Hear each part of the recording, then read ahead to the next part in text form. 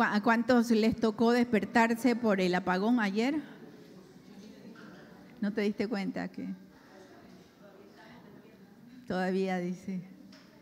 Qué bueno es Dios, qué bueno que el ejército de niños va a recibir su enseñanza en esta mañana. Siempre agradecemos al Señor por los maestros y las maestras de niños y adolescentes. Y les queremos recordar que sigamos orando por nuestra obra en Capira. Se inició la semana pasada en Casa de Ya, CCI Capira. Hubo 14 personas. Amén. Y por ahí estamos preparando siempre un reporte con fotografías. Están todos emocionados los que están yendo a participar. Recuerden que seguimos orando. Si usted un domingo quiere ir, allá comienza a las 4:30 de la tarde. Capira está a 1 hora, creo, de aquí. 1 hora y 10 minutos. Estemos orando por Alfredo, que es quien va a pastorear esa obra. Jazz, que está trabajando con él, ofreciendo su casa. Alanis, que está debutando como directora de alabanza. Qué bendición. Ya me contaron que canta muy bonito. Por los sobrinos de Alfredo que están ayudando, por el pastor Guillermo, que es quien supervisa la obra allá. Siempre estemos orando, colaborando en lo que podamos hacer. Y si usted quiere ir, pregúntele al pastor Guillermo, ¿y cómo se llega? Y usted podrá también acompañar algún domingo en la tarde. En esta oportunidad vamos a ir a la palabra de Dios y vamos a hablar de cambios para crecer. Y vamos a hacerlo yendo al Antiguo Testamento, viendo la vida de un personaje que nosotros podemos aprender grandes lecciones para el día de hoy. Y fue uno de los llamados grandes profetas, hacedores de milagros en el tiempo del reino de Israel, cuando Israel se había dividido en 2 reinos, norte y sur, y había muchos reyes. Hemos comentado aquí que tristemente en el epitafio de muchos de los reyes de esa época, después de David, lo que terminaba diciendo era, en el texto bíblico es, y tal rey reinó en tal época e hizo lo malo delante de Dios. Es terrible que lo que se diga de ti al final de tu vida sea, e hizo lo malo delante de Dios. Y hubo unos cuantos que dice, hicieron lo bueno como su padre David, o trataron de hacer lo bueno. Se equivocaron en algunas cosas porque no hay ser humano perfecto, pero por lo menos siguieron el camino del Señor. Y en medio de esa vida tan complicada que era la vida diaria, usted y yo vivimos tiempos complicados, no importa la temporada que nos toque vivir. Los que tenemos más años, como don José y yo, los que tenemos más años, y Fresia, dice Fresia, me viene siendo yo. Doña Aida, dice yo también, dice. Los que tenemos más años, de repente hemos visto más situaciones complicadas y hemos también visto momentos en los que como que la sociedad agarra un rumbo de más tranquilidad, hay mayor prosperidad. Y sin embargo, todos podemos decir, no importa la edad que tengamos, aún los jóvenes que están viviendo ahora, niños, adolescentes, hay tiempos que son complicados. Y en el tiempo del reino de Israel y de Judá era muy difícil, porque había este conflicto entre quienes entendían que era necesario seguir a Dios y aquellos que entendían, o no entendían más bien que era necesario seguir a Dios, y mezclaban la adoración a Dios con corrientes paganas y costumbres paganas e idolatría, y entonces se convertía en tiempos muy complicados para la nación, porque donde no reina Dios, reina la anarquía del ser humano, y suele haber una desproporción en cuanto a la injusticia, la corrupción. Eso lo podemos aplicar en cualquier época, en la época de Israel y en la época nuestra. Y en esta oportunidad yo quiero que veamos un personaje que algunos han leído ya, otros no, pero nosotros tenemos un aparato que no funciona, pero la vida es así. Y es el profeta Eliseo. Eliseo fue un profeta que fue sucesor del profeta Elías. Cuando usted lee el primer libro de los Reyes, usted va a encontrar que el profeta Elías fue un hombre poderoso en obras que Dios utilizó para confrontar a reyes que se alejaban de la voluntad de Dios, para hacer grandes milagros.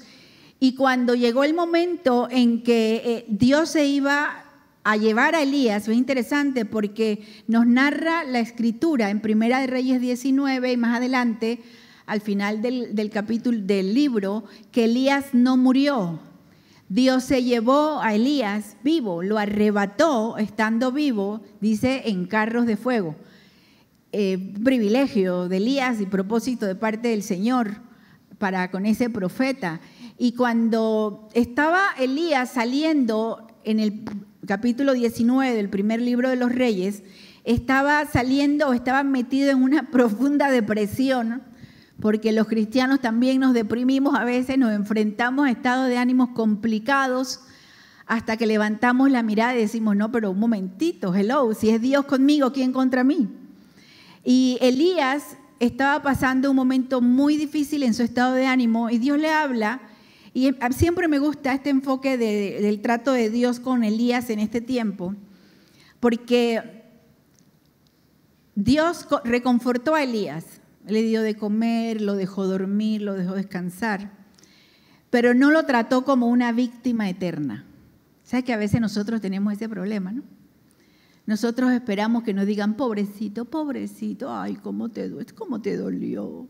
No te preocupes, algún día tú vas a ver que la vida va a ser buena, pero pobre de ti, porque yo sé que te hace. Y a veces mantenemos a las personas, y nos gusta que nos traten así a algunos, y a otros les gusta tratar a los demás, a quien ha sufrido. Y uno es cierto, Dios trató a Elías y lo reconfortó, lo dejó descansar, le dio de comer, lo dejó dormir. Pero cuando él ya sacó, él restituyó las fuerzas físicas y emocionales de Elías, en lugar de seguirlo tratando como el pobrecito Elías, lo que hizo fue darle encomiendas. Tienes trabajo que hacer, levántate y trabaja. Nada de seguir llorando toda la vida. Nosotros no podemos seguir llorando toda la vida. Levántate y trabaja. Es que la regué, es que me equivoqué, es que me fue mal, es que me trataron mal, es que lo perdí todo, es que. Hay una nueva corriente en psicología que se llama el esqueísmo. ¿Qué es eso? Es la tendencia al utilizar el es que como el anuncio de una excusa, una justificación, ¿no? Es que me pasó tal cosa, es que me hicieron, es que me dijeron, es que yo no tuve, es que fui pobre, es que. Dios levanta a Elías y le da una misión y le dice, ¿estás pronto a acabar tu misión aquí? Tu labor en la tierra se va a acabar, pero antes de que yo te lleve, antes de que se acabe tu tiempo en la tierra, tienes que ir a ungir a un rey. Tienes que ir a buscar a Eliseo, porque él es el que va a seguir la labor tuya como profeta.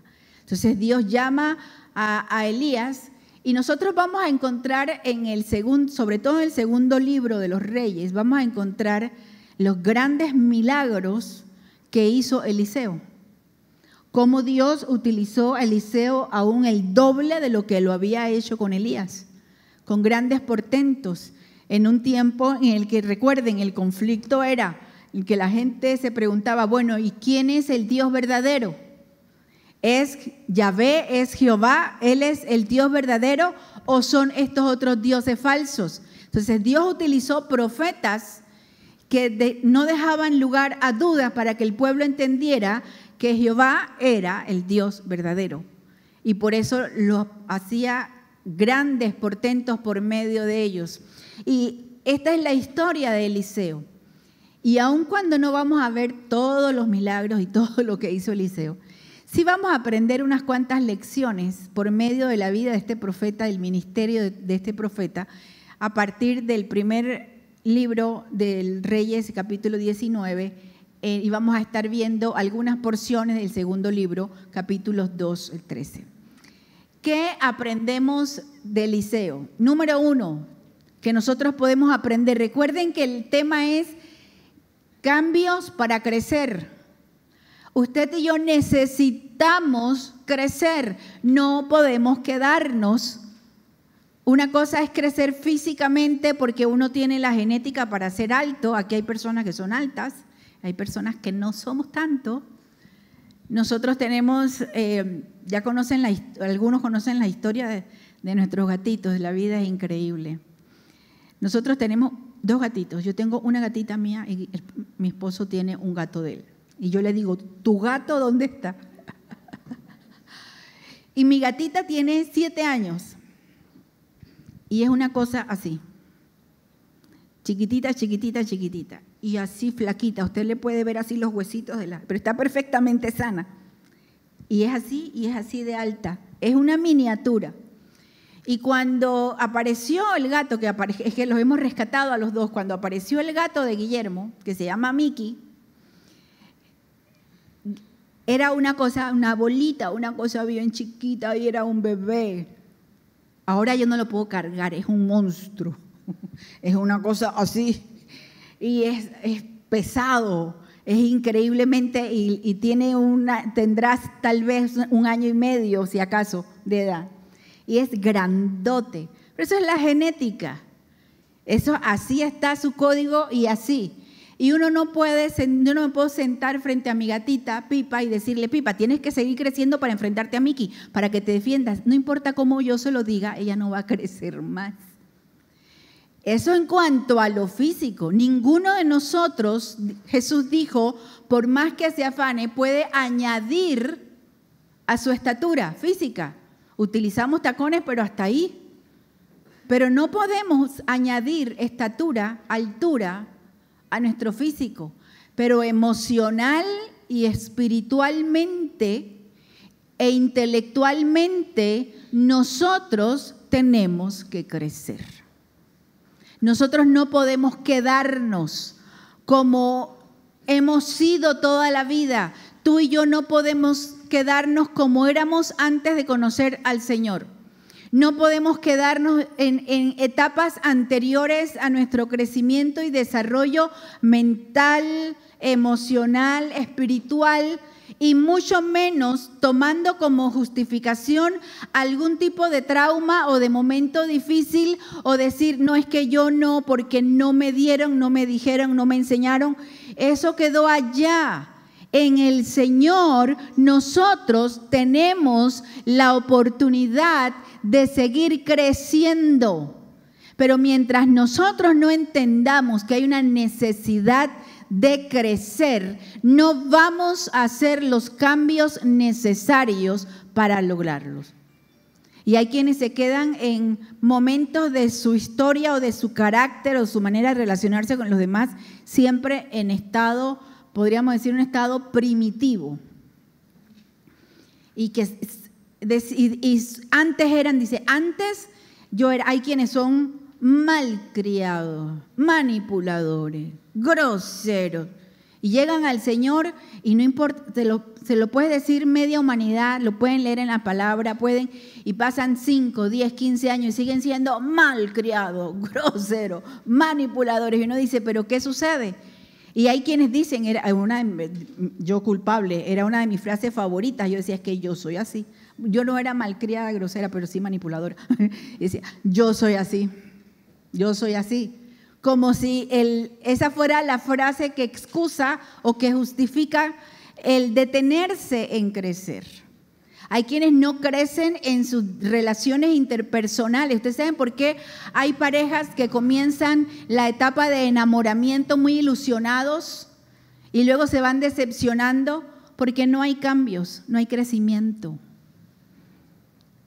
Porque se queda uno esperando que la otra persona me haga feliz, que la otra persona me entienda, que la otra persona sea lo que yo quiero que sea, que la otra persona entienda que yo sufrí mucho, que la otra persona entienda y nos quedamos en eso y lógicamente la otra persona no entiende. La responsabilidad es nuestra.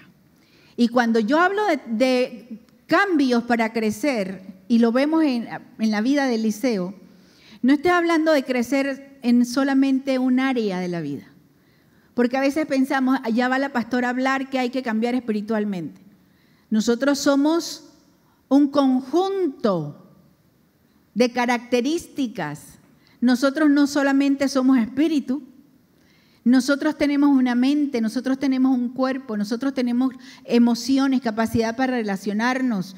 Dios nos ha dado talentos, nos ha dado una capacidad intelectual para seguir creciendo, para seguir aprendiendo. Y a veces nosotros permitimos que todo alrededor nuestro cambie, crezca y nosotros nos quedamos estancados.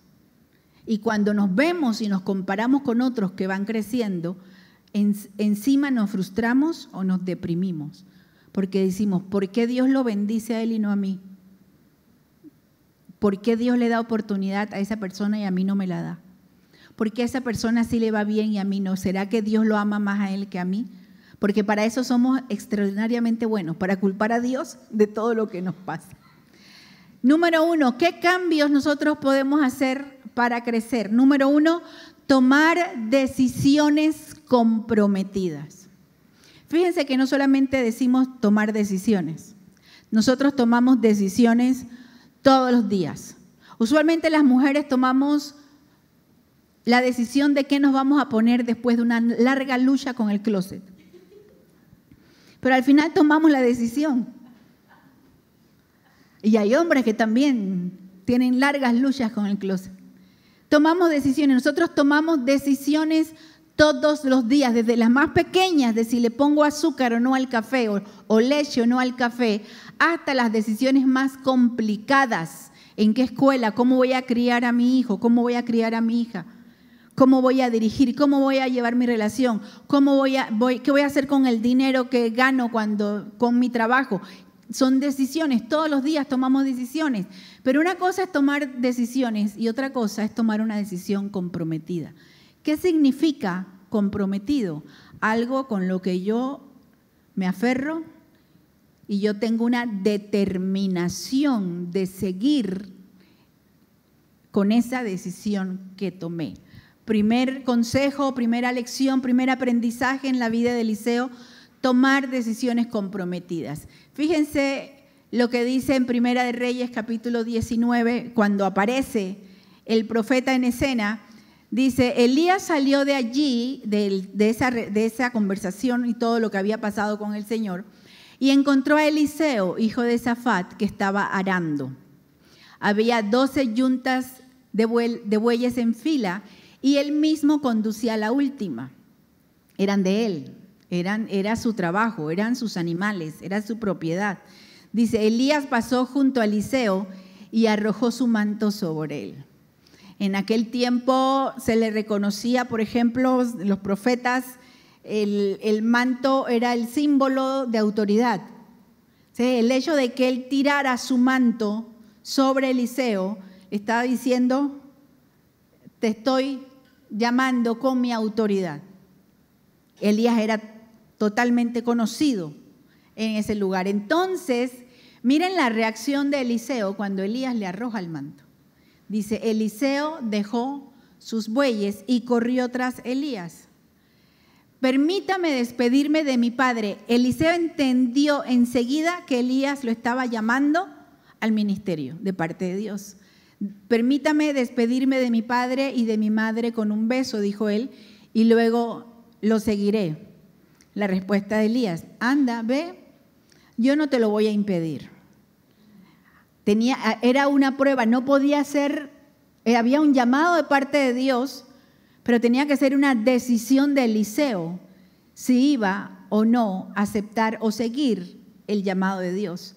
Entonces dice, Eliseo lo dejó y regresó. Tomó su yunta de bueyes y lo sacrificó. Quemó la madera de la yunta, asó la carne, se la dio al pueblo y ellos comieron. Luego partió para seguir a Elías y se puso a su servicio. ¿Qué significó el hecho de que él tomara su equipo de trabajo y lo quemara? Estaba renunciando. Era una decisión que era definitiva.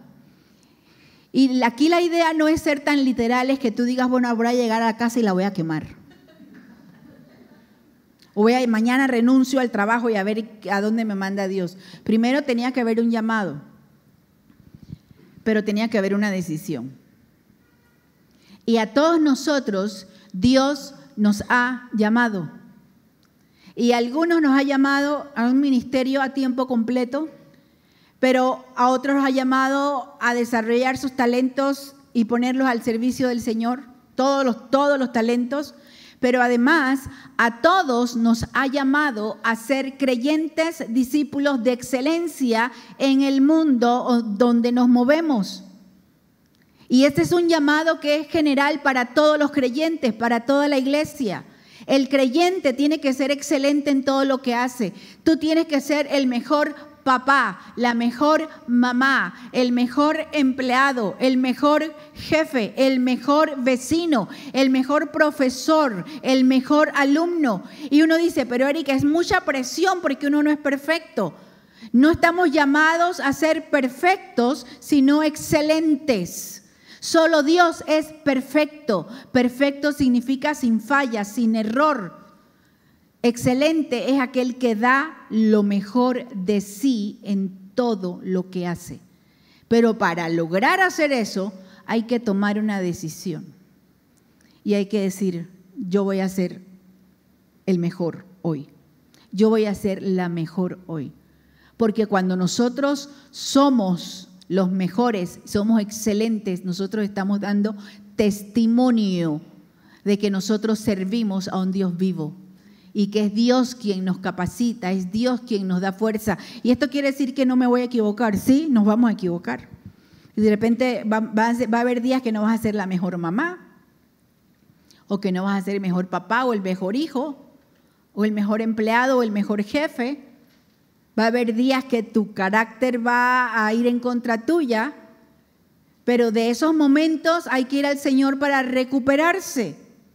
Pero uno no puede cambiar la manera de ser, uno no puede crecer a menos que uno tome la decisión comprometida de decir, Señor, yo voy a cambiar, yo voy a quemar la yunta, voy a dejar atrás aquello que no viene de ti, aquello que no te satisface.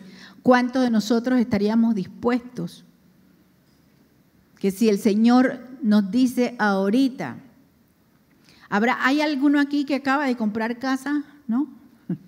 Apartamento. Uno que hace poco compró o se mudó, de repente Scarlett. Bueno, Iram, que también tienes poco, que te mudaste a Coco del Mar, ¿tienes que un par de años ya? Ya 5. Wow, estás viejo.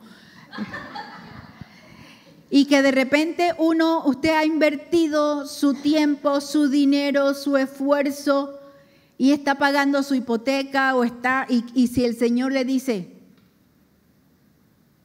te quiero en tal lugar, te quiero haciendo esto, ¿cuántos estaríamos dispuestos a decir, voy a quemar la yunta y voy a ir a donde el Señor me mande?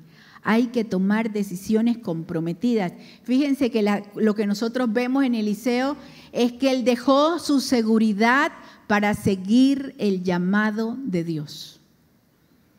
¿Quieres crecer? ¿Quieres que haya cambio en tu manera de vivir, en tu forma de criar a tus hijos, en tu forma de relacionarte con los demás?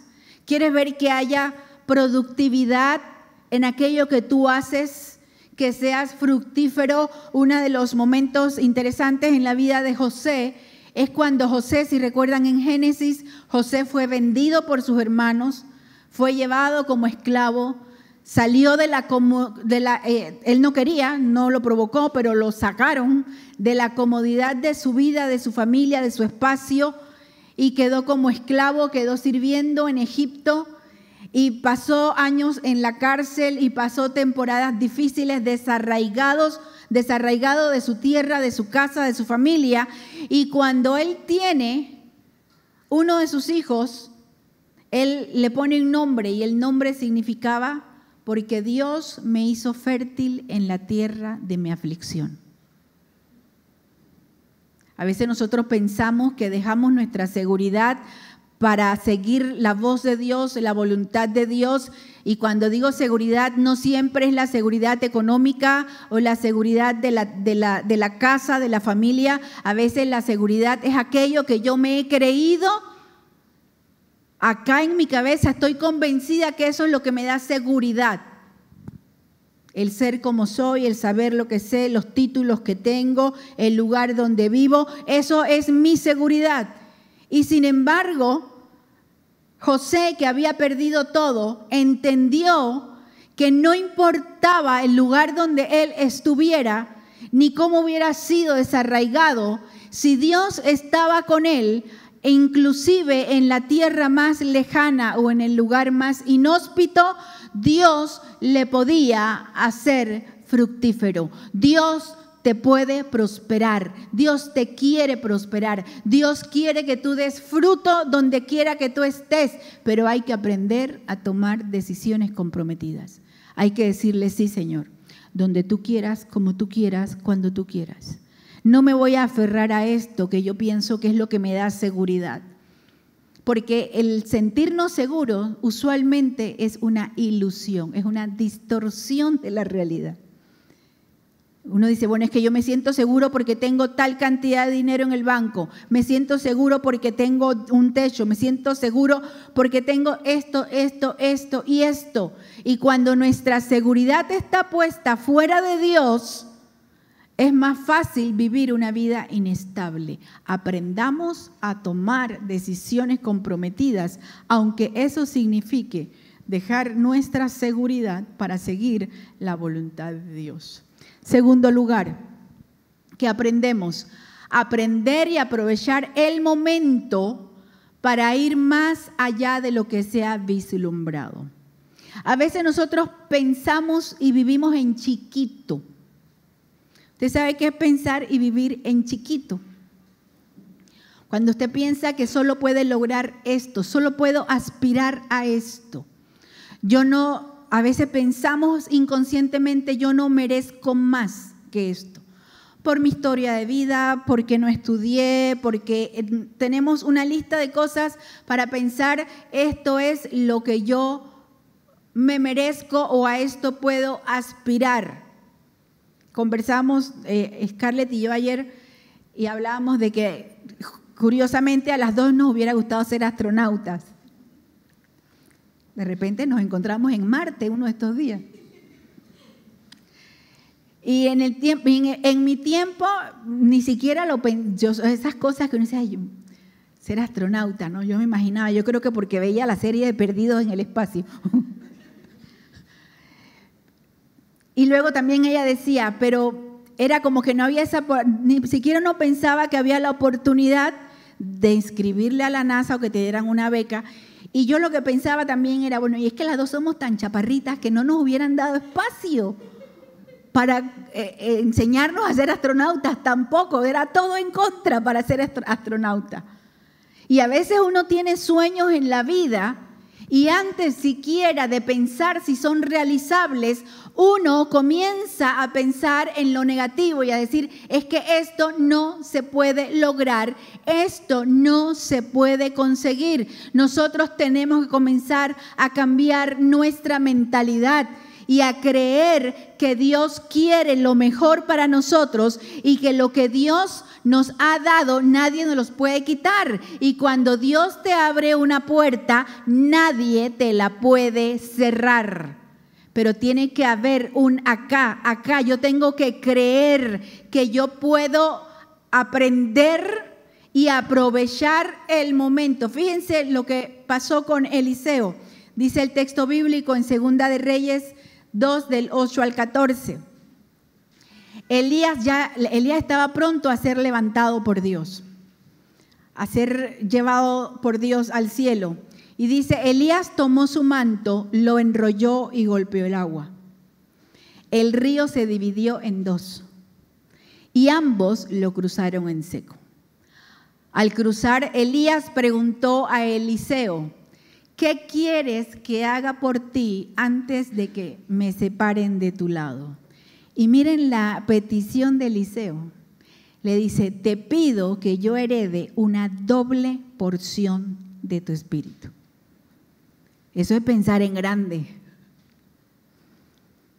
Él no le dijo, déjame el manto, pues, aunque sea. O dame algo de platita para conseguir más bueyes porque todo lo dejé. Él le dijo, yo quiero heredar no solamente tu manto, el llamado profético que Dios me ha hecho, sino que yo quiero que sea el doble de poderoso de lo que tú fuiste. Y uno puede decir, pero qué mentalidad tan ambiciosa, tan carnal de Eliseo. Todo lo contrario. Él estaba creyendo que el Dios de Elías era poderoso para hacer aún más de lo que Elías había hecho en el nombre del Señor. Él había estado con él, el poco tiempo que estuvo con él, había estado aprendiendo, observando. Cuando usted lea todo ese capítulo va a ver que va narrando la historia, cómo iban de un pueblo a otro, de un lugar a otro, y la gente, los profetas alrededor le decían a Eliseo, ¿tú sabes que tu maestro va a ser llevado hoy? Ya, Dios le había estado revelando a los profetas que se iba a llevar a Elías. Y Eliseo, en lugar de entristecerse, en lugar de ponerse a llorar, en lugar de sentarse en una esquina y decir esto no puede seguir. Usted sabe que hemos conocido personas que cuando hay un cambio de pastores, por la razón que sea, hay un cambio de pastores, se van de la iglesia o se cambian de iglesia porque dicen, ay, no, es que a mí que me gustaba era la pastora Erika. Es que a mí que me gustaba era el pastor tal. Es que ese pastor nuevo que pusieron ahí como que a mí no me... Y uno dice, pero ¿qué sucede? ¿Qué experiencia real hay con Dios para que uno pueda pensar que el poder, la autoridad viene del hombre y no viene de Dios? Eliseo no se sentó a llorar porque Elías se iba, ni se volvió atrás en su decisión que había tomado. La gente le decía, Eliseo, ¿sabes que tu maestro va a ser tomado? Y él le decía, cállate, no molestes. Y seguía a Elías. Y Elías le decía, quédate aquí que yo voy a seguir para allá. Y Eliseo le decía, vive tu alma y vive Dios, que yo no te voy a dejar. Eliseo estaba convencido, estaba seguro, estaba aprendiendo. Y cuando llegó el momento en que Elías le dice, bueno, dime qué quieres. Fíjense que de parte de Dios y de parte de Elías, todo esto era la formación de Eliseo. La formación de su carácter, de su determinación, la comprobación de si él estaba seguro que iba a seguir con el llamado que Dios le estaba haciendo. A veces Dios te llama y tú piensas, esto es para hacerlo hoy, ahorita, no. Entonces Dios te llama y toma un tiempo para formarte, para transformarte, para capacitarte. El problema es que a veces Dios nos llama y no tomamos el tiempo ni para formarnos, ni para capacitarnos, ni para nada. Y entonces nunca nos sentimos preparados. Eliseo estuvo caminando con el profeta hasta que le dice, te pido que yo herede una doble porción de tu espíritu. Has pedido algo difícil, le dice Elías, pero si logras verme cuando me separen de tu lado, o sea, había una condición, una manera de hacerlo, no era a la manera de Eliseo, era a la manera de Dios. Recordemos eso. Nosotros podemos tener 1000 formas de querer lograr las cosas y de hacer las cosas, pero es mejor hacerlo a la manera de Dios, porque usualmente o siempre la manera de Dios es mejor que la nuestra. Le dice, te será concedido, de lo contrario no. Iban caminando y conversando cuando de pronto los separó un carro de fuego con caballos de fuego.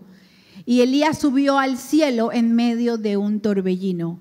Eliseo, viendo lo que pasaba, se puso a gritar, Padre mío, carro y jinete poderoso de Israel, pero no volvió a verlo.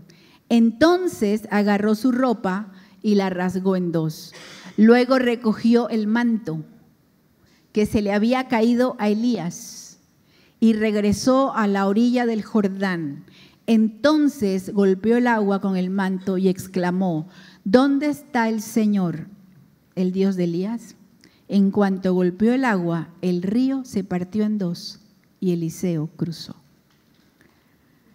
Él se dedicó a aprender y aprovechar la oportunidad en el momento preciso para atrapar, para recibir, para entender, para aplicar aquello que Dios estaba poniendo a su alcance. Ya tenía un llamado de parte de Dios, ya había caminado con Elías, ya había estado aprendiendo, había estado sirviendo. Y cuando llegó el momento de decir, bueno, ahora sigues tú, él entendió que no era el poder de Elías, él entendió que era el poder del Dios de Elías. Entiende, es el poder del Dios de Elías el que está contigo y el que está en ti y el que te capacita y el que potencia en tu vida aquello que tú necesitas lograr. No es tu poder, no es el poder de ningún hombre, de ninguna mujer, es el poder de Dios. Es una lección para aprender, que podamos ir delante de la presencia del Señor y decirle, Señor, yo quiero que tú hagas conmigo lo que tú puedes hacer, como tú quieres hacer, pero no pienses en chiquito. No vayas delante del Señor y no le digas, Señor, tú sabes que yo soy chiquita y no puedo entrar a la NASA. Aunque sea, Señor, permite que yo pueda darme cuenta cuando estrenen las películas de Apolo 13 y de Apolo 11 y de Interestelar y de no sé qué y Gravity, para yo ver a aquellos astronautas y que yo pueda ver en YouTube el eclipse. Eso es pensar chiquito. A veces esa es la altura de nuestros pensamientos. El pensar que Dios nos puede contestar en chiquito. Déjame decirte que dice el profeta Isaías, capítulo 25, tenemos un Dios muy, muy grande. Maravilloso es Él. Dios no piensa en chiquito para tu vida. Dios quiere darte lo mejor, pero no busquemos a Dios para que me dé lo mejor. Busquemos a Dios, decíamos la semana pasada, para amarle. En la medida que le amamos, que nos comprometemos con Él, vamos a comenzar a ver en nuestra vida lo mejor. Lo mejor para tu familia, lo mejor para tus hijos, lo mejor para tu negocio, lo mejor para tu empresa. No sigas pensando, es que yo no sé, es que yo no puedo, es que el tiempo pasa. Nosotros somos especialistas en el pero. Si no, digámosle, Señor, tú eres el Dios de Elías, tú eres mi Señor, tú eres un Dios muy, muy grande. Enséñame a ir más allá de lo que yo misma puedo pensar o creer. Porque dice el libro, la carta de Pablo a los Efesios, que Dios es poderoso para hacer más abundantemente de lo que nosotros pedimos o imaginamos. Poderoso. ¿Qué te falta? ¿Qué no tienes? ¿Por qué lloras? ¿Qué es lo que piensas que nunca vas a conseguir? ¿Cuánto tiempo tienes pidiéndole algo a Dios y dices esto no va a suceder nunca?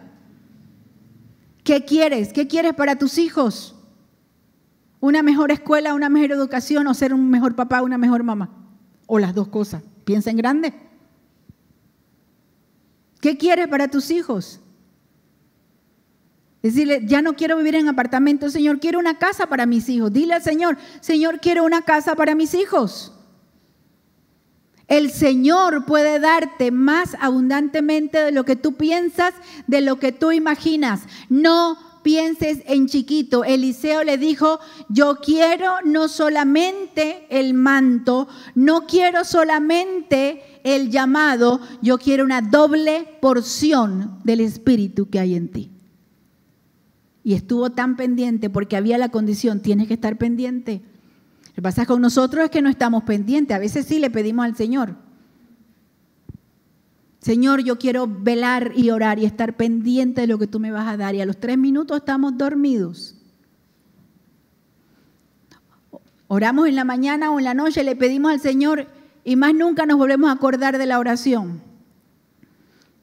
O de repente pensamos que con Dios es suficiente. Bueno, cada domingo que yo vaya, porque ni se nos ocurre involucrarnos en algo más de la iglesia si no es domingo en la mañana, porque no tengo tiempo. No tengo tiempo para grupo de vida, no tengo tiempo para venir los miércoles, no tengo tiempo para venir a orar los viernes, no tengo tiempo, porque tengo muchas cosas que hacer. El domingo voy un ratito y en ese domingo que yo voy un ratito, yo le voy a pedir a Dios para que Él me dé y me dé y me dé y me dé y me dé y me dé. Y canto y canto y lloro y pido y se me olvida cuando salgo de aquí. Y digo, ¿por qué Dios bendice a otros y a mí no? Decisiones comprometidas. Atreverse a ver más allá de lo que simplemente yo estoy pensando y comenzar a creerle a Dios. Tercer lugar, estar dispuestos, cambios para crecer, hay que estar dispuestos a hacer la parte que nos corresponde. Hay una parte que nos toca a nosotros, en todo lo que hacemos, incluso en nuestra relación con el Señor. No puedo decir, bueno, te vamos a dar, vas a conseguir un trabajo, te van a dar un trabajo y es algo que tú no sabes mucho hacer, no tienes experiencia. No te puedes sentar y decir, bueno, yo voy a esperar que alguien me enseñe o que alguien diga algo. Yo tengo que aprender. Yo tengo que estar temprano. Yo tengo que tomar la decisión. Usted sabe que hay músicos y los que son músicos no me dejarán mentir. Los músicos consagrados o los mejores músicos en cualquier disciplina de la música, ya sea música cristiana o música secular, orquestas, los mejores son aquellos que ensayan. Y dices, de repente has dado 500 conciertos. ¿Por qué ensayas 8 horas, 4 horas? Porque si no, no voy a dominar el instrumento. Porque se me olvidan las notas. Porque los dedos ya no se mueven igual. Pero no, yo no puedo pensar que yo me aprendí el pío pío en el piano hace 20 años y decir soy lo máximo como pianista porque toco el pío pío pío, los pollitos dicen. Y decir, ¿por qué a Dani le va mejor con el piano que a mí? Porque Dani ensaya, yo no. Y así en cualquier disciplina de la vida. Hay escritores como Vargas Llosa y otros grandes autores de literatura que tienen una rutina de levantarse temprano todos los días y todos los días se sientan con su máquina de escribir, su computadora o su libreta a escribir 2 y 3 y 4 horas al día. Y tú dices, pero ya se ganó el premio Nobel, ¿qué más quiere? El talento se tiene que desarrollar. Hay una parte que te toca a ti. ¿Qué talento te ha dado Dios? ¿Qué metas quieres conseguir en lo profesional, en lo familiar? ¿Te vas a quedar estancado o estancada con lo que ya sabes y decir es suficiente? ¿Ya no necesito saber más porque ya yo sé? Los mejores chefs del mundo ensayan recetas nuevas todo el tiempo. No se pueden quedar simplemente decir es que yo hago un arroz con pollo que me queda. ¿Y cuánto tiempo tiene haciendo? 20 años, pero me queda. ¿Y qué más hace? No, arroz con pollo.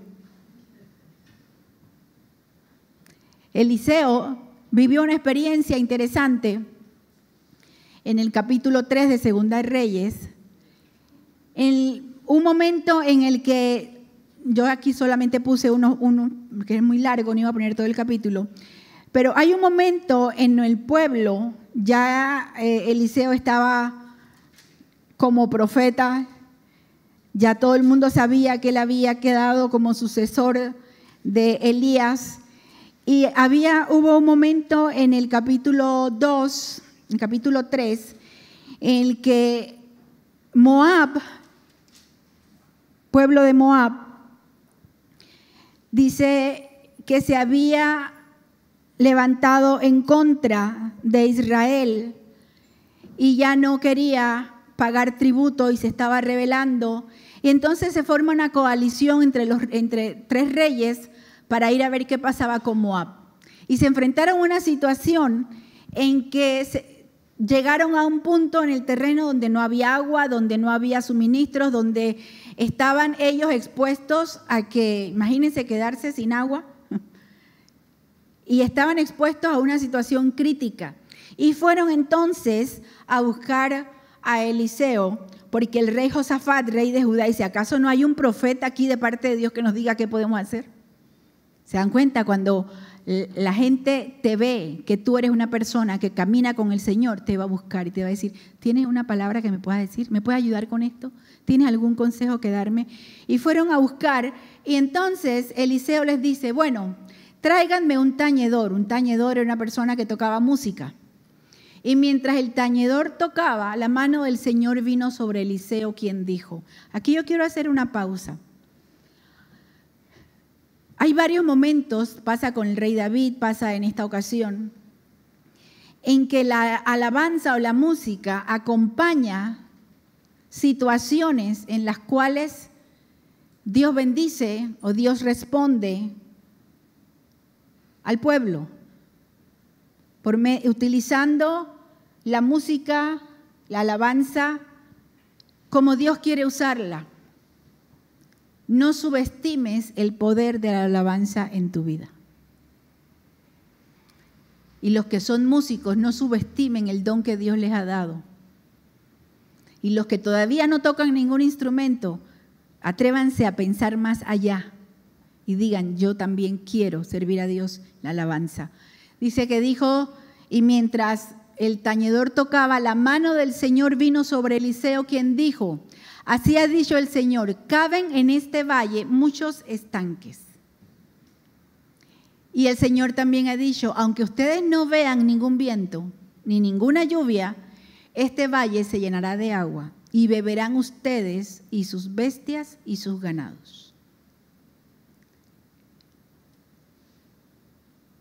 Esto a los ojos del Señor, le siguió diciendo, no es nada difícil.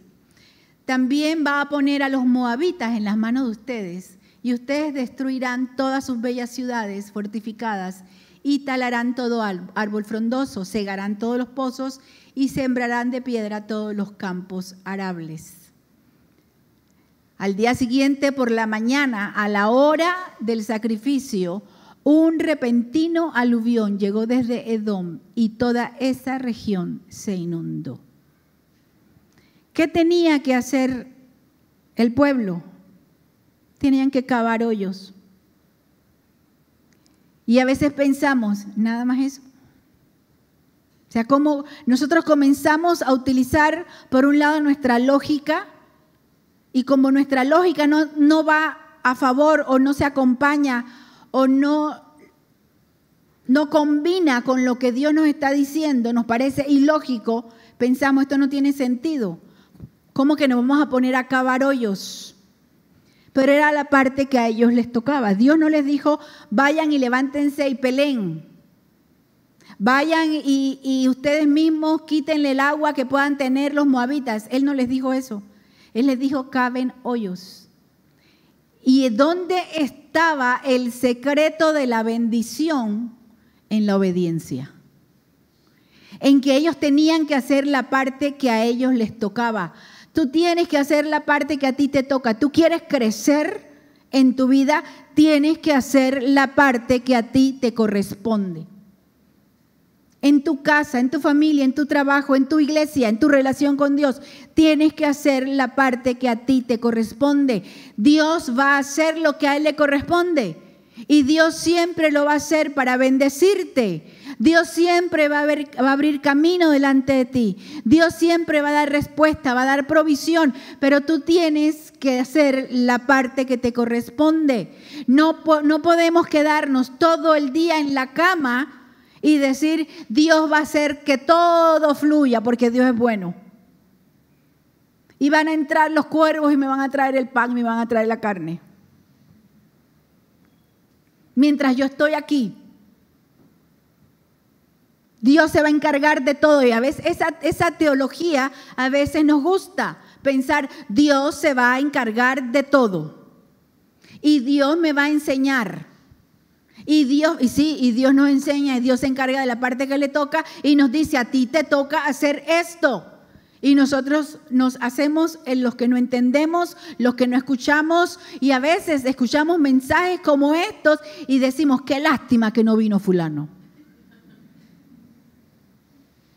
Cuando Dios nos está indicando de manera individual, tú tienes que hacer tu parte. Y hay quienes dicen, Erika, pero es que la doctrina de la gracia dice que todo es gratis, que la salvación es gratis, que Dios nos bendice, que Dios nos da. Esa es una interpretación completamente equivocada. La salvación es gratis. Es por fe, no es por obras.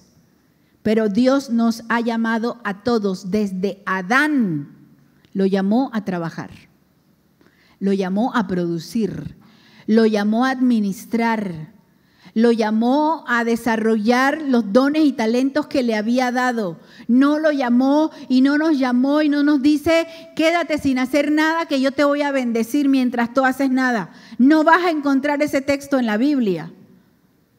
Y no nos podemos, a veces nosotros nos limitamos tanto y pensamos, es que yo no encuentro qué hacer. Y decimos, es que, porque fíjense, nosotros vivimos en hay una generación, muchos lo llaman como la generación hedonista. El hedonismo significa placer. Hay otros que dicen es una generación muy autoindulgente, que hemos pensado que el desarrollo personal viene de hacer lo que me gusta y lo que me hace sentir bien. Y hay quienes dicen, si ese trabajo no te gusta, no te hace sentir bien, no te produce felicidad, déjalo. Busca aquello que a ti te guste, que te haga sentir bien. Y eso puede tener algo de realidad cuando vas desarrollando las cosas que te gustan hacer. Pero el sentarse uno y decir, es que esto no me gusta, esto no me gusta, esto no me gusta, esto no es para mí, esto no me parece, esto no es algo que yo, es que, fíjese pastora, es que yo no siento hacer eso. Es que no me motiva, no me emociona, no me hace sentir bien. Y hay quienes dicen, es que es importante ser feliz en lo que uno hace. Esa es la búsqueda del placer, la búsqueda del hedonismo, la búsqueda de la indulgencia personal, el solamente satisfacer los deseos de mi carne, de mi mente, mis propias sensaciones, y la vida sigue pasando y yo sigo desperdiciando los talentos que tengo, las habilidades que tengo, porque yo digo, es que eso no me gusta. ¿Y a quién le gustaba de esa gente ponerse a cavar pozos? ¿Qué actividad tan maravillosa, tan excitante, tan bonita, cavar pozos, ¿no? Pero era lo que les tocaba hacer. Lo demás lo iba a hacer Dios. ¿Quieres crecer?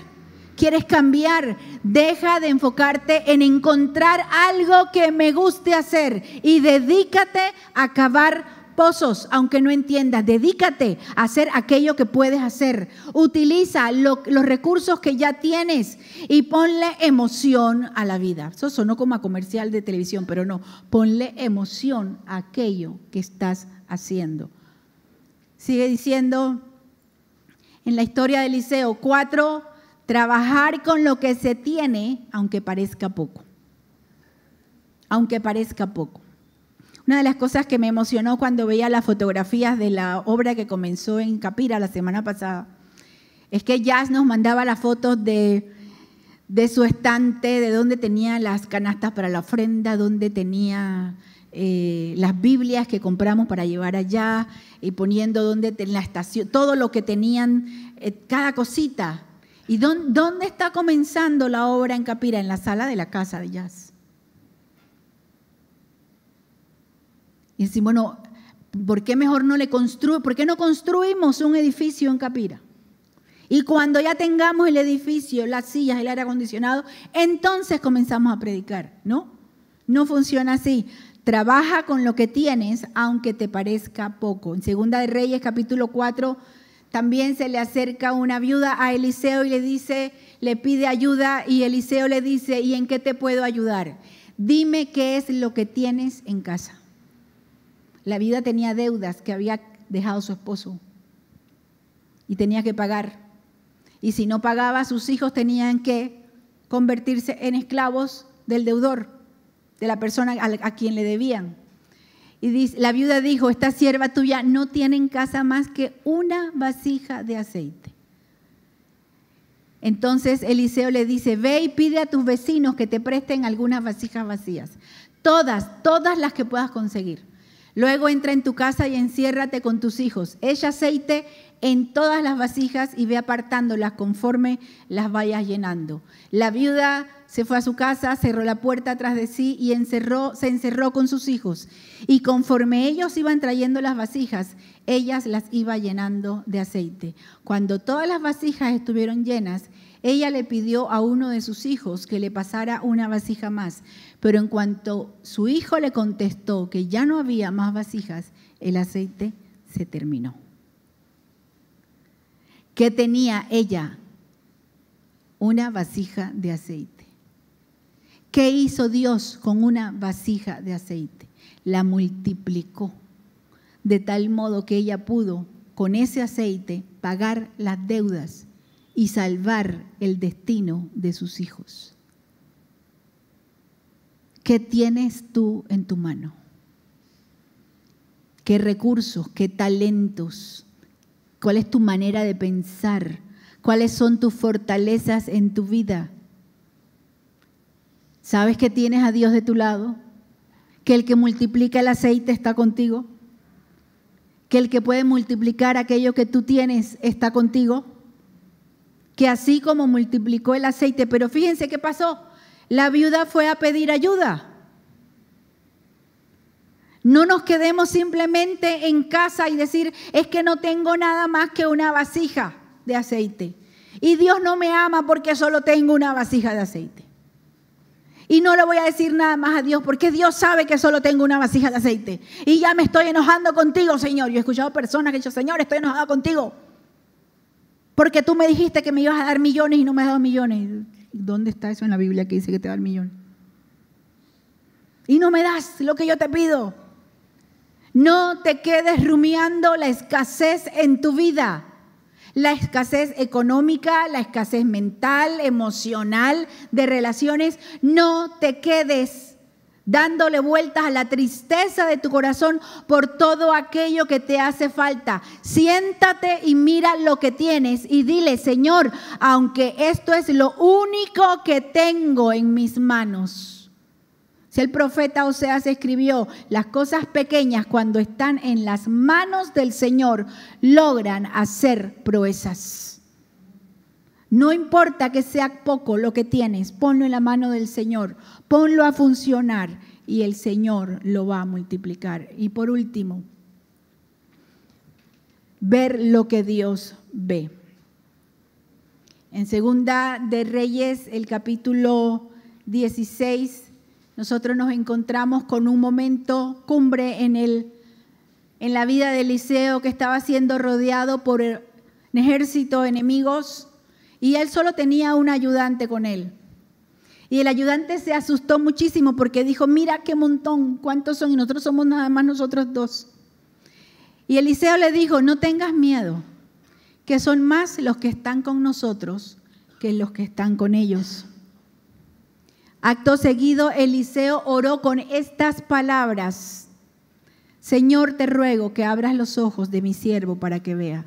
El Señor abrió los ojos del criado y éste miró a su alrededor y vio que en torno a Eliseo el monte estaba lleno de gente de a caballo y de carros de fuego.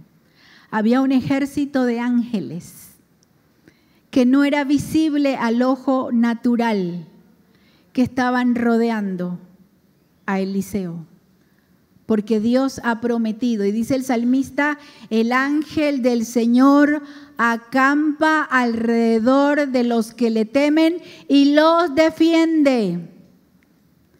El Señor, dice Pablo a los romanos, Cambia tu manera de pensar para que cambie tu manera de vivir. Dice Romanos capítulo 12, que tu entendimiento sea renovado, sea transformado. Y en el griego la connotación es para que puedas ver las cosas como Dios las ve. Que tu mirada no sea la mirada limitada nuestra, natural, donde vemos los obstáculos, donde vemos los peros, donde vemos los peligros, donde vemos las limitaciones, donde vemos las crisis que hay en nuestros países, en las situaciones que hay en contra de las familias, sino que podamos decir, Señor, abre mis ojos para que yo vea, número uno, tu salvación. Abre mis ojos para que yo vea que tú me defiendes. Abre mis ojos para que yo vea que tu voluntad para mi vida es buena, es agradable y es perfecta. Eliseo vivió el doble de los milagros que había hecho Elías, tal como él le dijo al profeta, dame una doble porción. Pero ¿por qué pudo Eliseo vivir así? Porque tomó decisiones comprometidas, porque se atrevió a creer más allá de sus propias limitaciones, porque hizo la parte que a él le tocaba, que a él le correspondía, porque trabajó con lo poco que tenía, aunque era poco, porque entendía que en Dios se podía multiplicar. Y por último, porque él aprendió a ver lo que Dios veía. ¿Quieres crecer? Tienes que cambiar. Y tienes que decirle al Señor, Señor, cámbiame, transfórmame. Como cantábamos hoy, de gloria en gloria te veo, cámbiame, transfórmame, cambia mi manera de pensar. ¿Qué te limita? No pienses, es que ya yo no tengo edad para hacer cambios en mi vida. No hay límites para Dios. Hay que tomar decisiones sobre cómo vamos a vivir el resto de nuestros días. Cierra tus ojos, vamos a orar. Yo te invito a que puedas hablar con el Señor. Yo te invito a que ahí donde estás puedas decirle al Señor, Señor, yo no quiero vivir en ensoñaciones de inseguridad, de inestabilidad. No quiero quedarme como la persona que ya soy y desconformarme y decir es que esta soy yo, este soy yo. Dile, Señor, no quiero quedarme con ideas de que es que hay traumas en mi vida que no han sanado, o que hay cosas que no entiendo, o que tengo limitaciones, sino que tú puedas decirle, Señor, enséñame, transfórmame, permite que mi vida sea diferente, que yo cambie para crecer.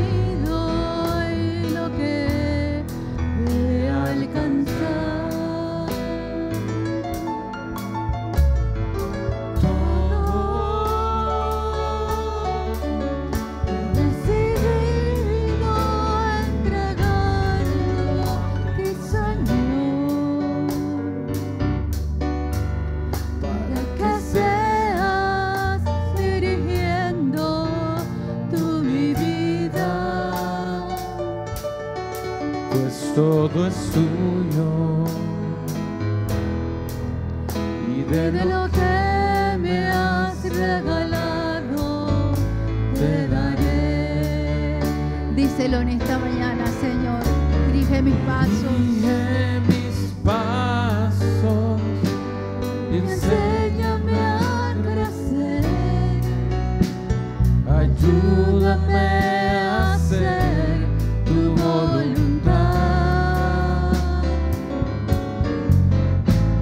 Transforma mi vida y enséñame a adorar, pues todo es tuyo,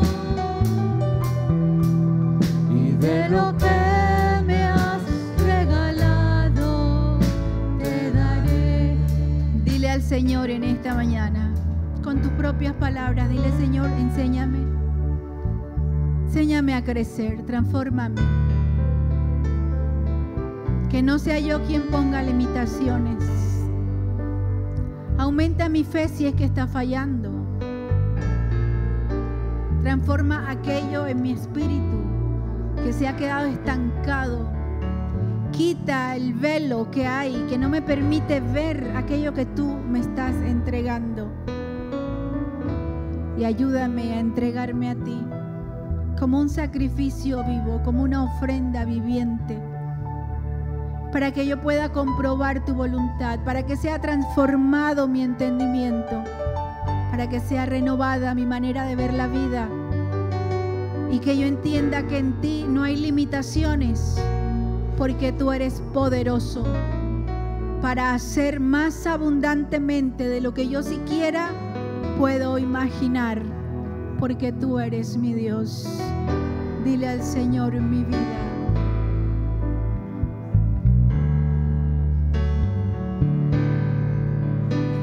Mi vida,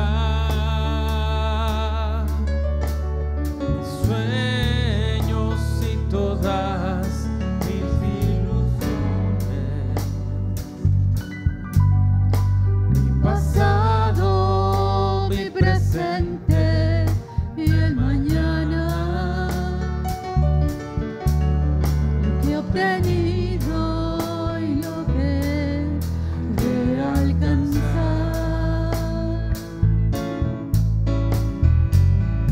Todo decidido entregarlo a ti, Señor, para que seas dirigiendo tú mi vida, pues todo es tuyo.